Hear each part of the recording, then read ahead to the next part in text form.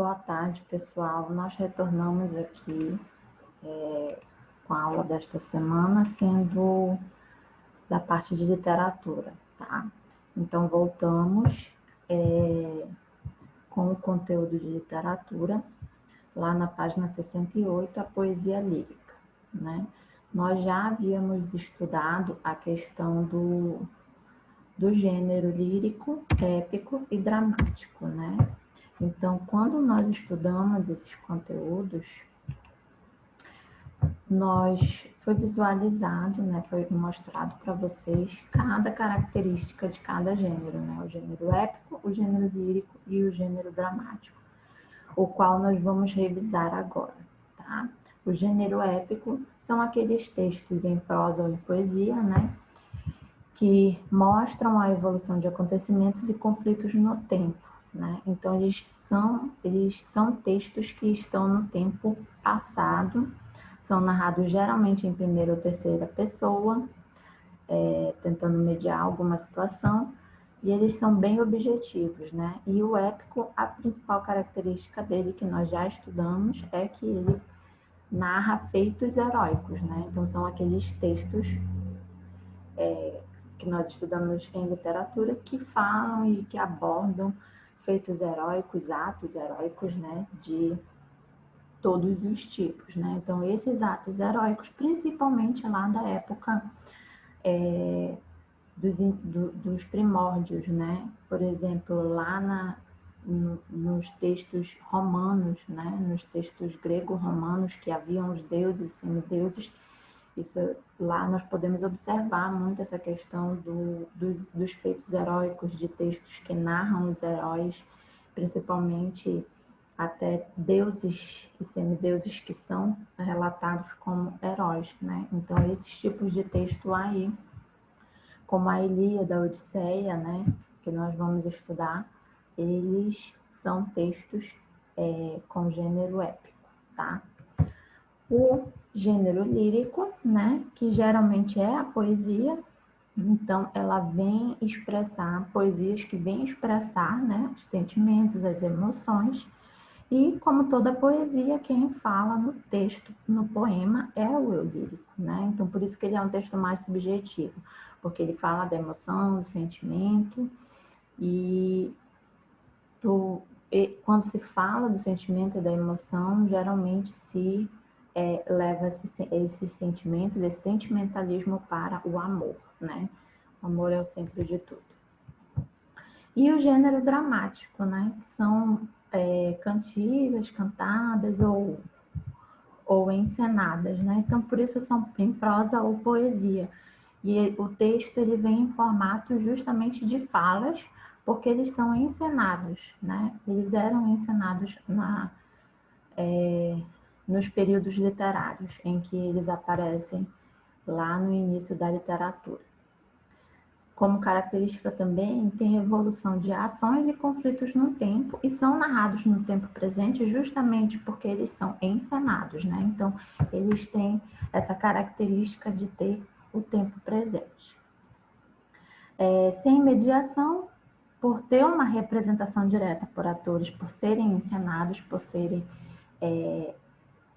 teatralizados, eles têm essa representação direta e conflito entre subjetividades, que é justamente toda peça, toda encenação tem o seu conflito para que tenha o desenrolar, né, deste conflito. Então, por isso que o gênero dramático, ele tem esses conflitos, que é o foco principal dos teatros, das encenações, né, principalmente no início lá da literatura, dos registros literários, né, em que nós encontramos esses tipos de texto, tá? Então, aí o gênero épico focando nos feitos heróicos, o gênero lírico focando no sentimento e o gênero dramático focando nos conflitos, justamente porque eles eram encenados, dramatizados, teatralizados, tá? Então, vamos ter a lírica amorosa, né? Dentro do gênero lírico, né, a lírica amorosa, ela vai ser caracterizada tanto pela cantiga de amor quanto pela cantiga de amigo, né? Isso aqui é visto principalmente no período do trovadorismo, tá? Nós vamos ver essa escola literária em particular, tá? Futuramente. Então, para chegarmos lá na escola, no trovadorismo, nós vamos entender o que é cantiga de amor e cantiga de amigo, né? Já vimos que o gênero lírico, são poemas, são poesias que tem o eu lírico, como a pessoa que fala, né?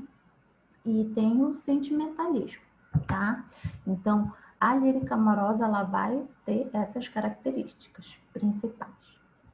Na cantiga de amor, o eu lírico ele é masculino. Já na cantiga de amigo, o eu lírico é feminino, tá? Na cantiga de amor, o objeto desejado é a dama, tá? A senhora, no caso. Na cantiga de amor, o homem presta vassalagem pelo amor não correspondido. Essa é a principal característica da cantiga de amor. Na cantiga de amor, você tem uma mulher idealizada, superior, cheia de superioridade. E é um ambiente palaciano, tá? Quando formos ver os textos da cantiga de amor, você vai perceber que a descrição do ambiente é aqueles palácios, né? Em que a gente vê nos filmes, nós vemos nos filmes, né? Já na cantiga de amigo, né? O eu lírico é feminino, porque o objeto de desejo é o amigo. Então, é a mulher que sofre pelo amigo, né? A mulher que sofre pelo amor que está longe, tá? Ó, a mulher sofre pelo amante, namorado ausente. Então, ela sofre por um amor que está longe. É uma mulher real, mais concreta, e acontece no ambiente rural, justamente porque quem sofre são as mulheres que têm, nessa época que tinham os seus amores que iam para a guerra ou para missões dos palácios, né? Então, por isso que tem essas características. A cantiga de amor já é um texto do homem, né? Do eu lírico masculino sofrendo por uma mulher, né? Por ter como objeto de desejo uma mulher, né? E ele presta essa vassalagem, que se dizia essa expressão de prestar vassalagem amorosa, de prestar todo aquele amor, né? De ter toda aquela idealização da mulher, né? Aquela idealização amorosa e ter um amor não correspondido, né? Isso nós conseguimos perceber nos próprios filmes de época, né?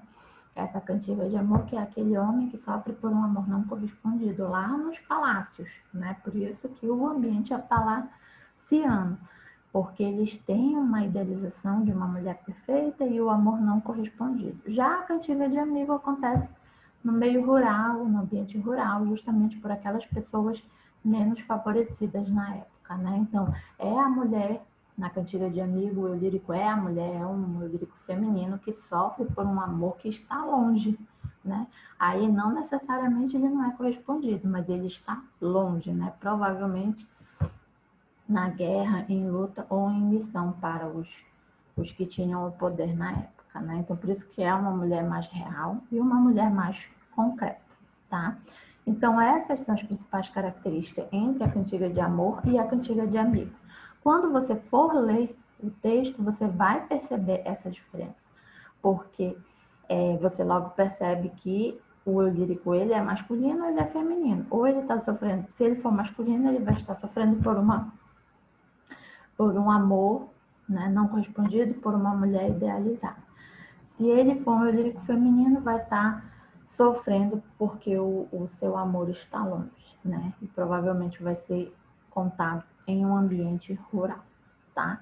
Então, essas são as principais características aí da cantiga de amor e da cantiga de amigo, que é isso que nós percebemos nos textos, né? Quando formos ler os textos, essas são as características literárias que vocês irão perceber lá naquele texto.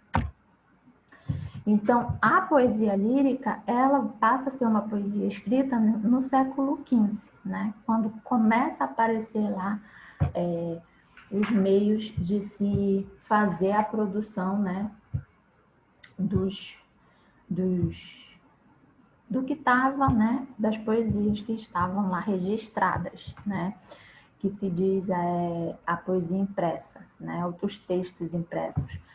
No século XV é que se tem a invenção da imprensa. Então, por isso que ela passa a ser uma poesia escrita lá no século XV, tá? Então, essa racionalização do amor também, ela aparece aí com o Renascimento, que é o século das luzes, né? Século XVI, o Renascimento. E ele vem racionalizar o amor, justamente trazendo a realidade, deixando de se fantasiar e de se deixar levar pelo sentimentalismo, né? Então, com o Renascimento, que é o século das luzes, né, que nós chamamos, ele aparece para trazer essa racionalização, deixar de trazer o amor como algo sentimental, algo idealizado, algo que leva à perfeição, e sim ele passa a ser algo como real, né, concreto, que está no dia a dia da pessoa. E a explosão de sentimentos, tá, que acontece no final do Renascimento, que são aquelas questões lá que, quando formos estudar o romantismo, por exemplo, o parnasianismo, são os conflitos existenciais, né? Então, aparecem vários tipos de sentimentos e começam a surgir as questões dos conflitos existenciais e de vários tipos de sentimentos que serão expressados por meio dos textos literários, tá? Então, aqui são algumas características no decorrer dos séculos, né, sobre essa poesia lírica que nós estamos estudando, né, que ela aparece no século XV com a imprensa, com a criação, né, a invenção da imprensa, né, e já no século XVI, que é onde acontece o Renascimento, século das luzes, que chamamos, vem a racionalização do amor, deixando de idealizar o amor, deixando de trazer aquele sentimentalismo como, de trazer uma perfeição para o sentimento amor, e sim trazer ele para a nossa realidade. E a explosão de sentimentos no final do Renascimento, que é justamente a questão de surgirem outras questões a serem debatidas nos textos líricos, né? Não só o amor, mas também outros sentimentos que trazem, que vêm à tona e que surgem não só com o romantismo, mas também com o parnasianismo, que serão as escolas literárias que serão estudadas, né?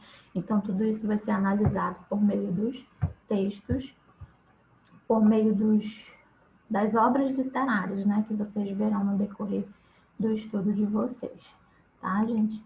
Então, a atividade ela vai estar disponível lá no Classroom, e qualquer dúvida vocês podem me chamar no WhatsApp. Tchau.